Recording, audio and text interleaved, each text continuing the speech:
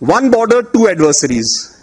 In the past 5 years, Pakistan has acquired almost 70 to 80% of its weapons and equipment from China.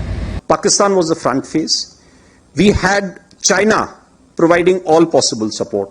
There was no unusual activity on the northern borders during the duration of this conflict. China perhaps has seen is that he is able to test his weapons against, say, various other weapon systems that are there. It's like a live lab which is available. How much of state support will be there, it's very difficult to define in that particular process. So he was getting live inputs as far as from China.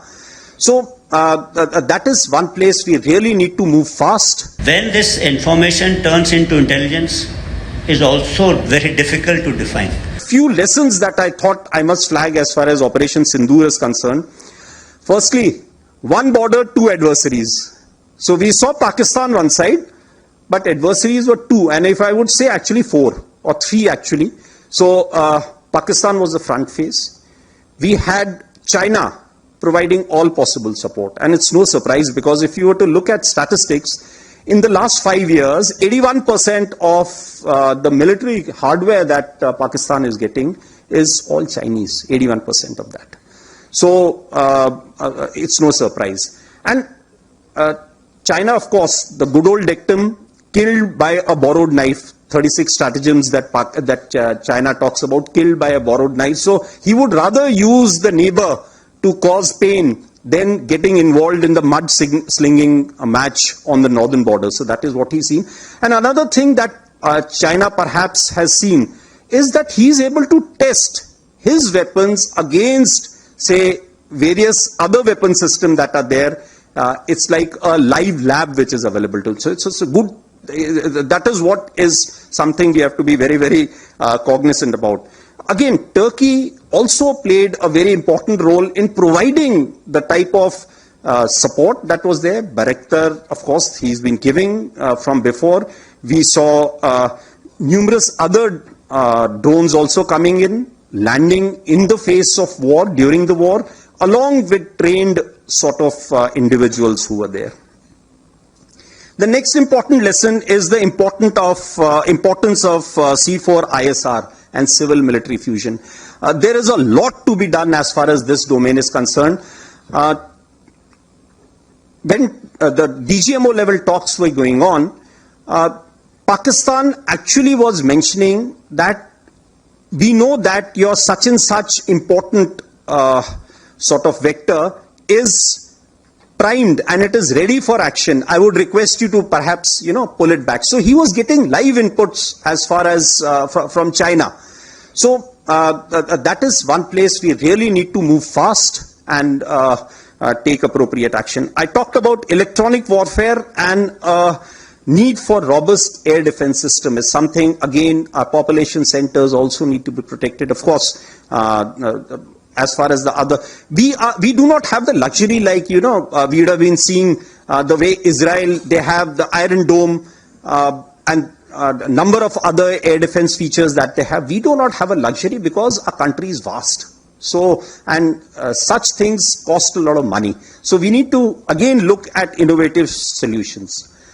Another lesson I think from Operation Sindoor was need for a secure supply chain. So we found, Mr. Ashok again talked about that the pain because an equipment was not inducted on time. He was looking at it from the industry point of view, but I was looking at it from a military perspective, that an equipment which was supposed to get in by, say, January or last October, November, was not available to us. And in the face, and when on 22nd of the previous month, that is April, when all this happened, and when I actually addressed, I don't know, some of you may be there, when I addressed the drone manufacturers, that how many of you can, provide the equipment that you're supposed to in the stipulated time. A lot of hands went up, but when again I called them after 1 week, nothing came by. The reason is because our supply chains. We are still dependent on a lot of things from outside.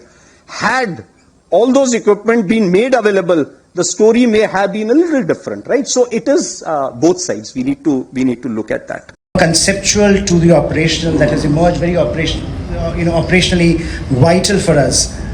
How should we assess those, that linkage, and how prepared are we to take on the new dimension, which was always there, but this time we saw its operational results in real time, very quick, 4 days, a few hours, and with some very significant results for us and for the region.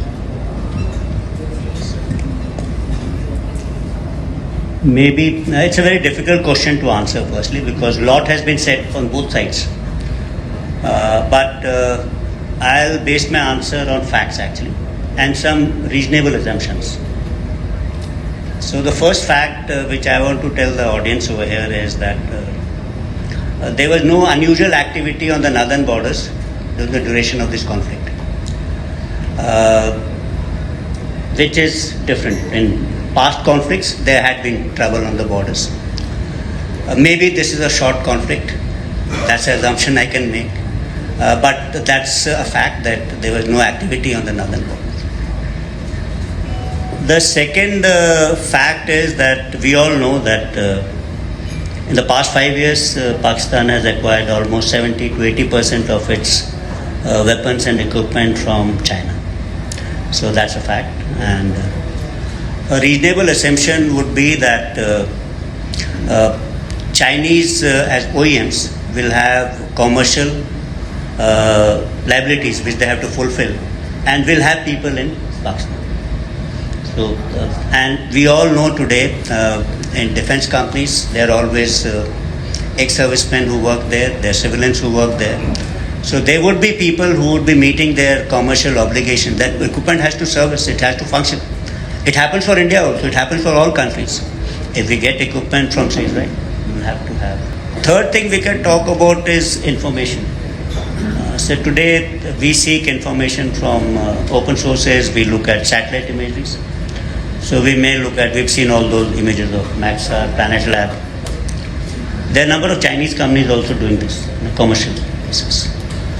So you could go to them, or you could go to US for purchase of this commercial imageries. So that's possible. How much of state support will be there, it's very difficult to define in that particular process. When this information turns into intelligence is also very difficult to define. Means unless you are factually correct or you have evidence of it, so that assessment making is wrong, because all this is, one to the other, it's slightly linked with each other. I'll leave it at that.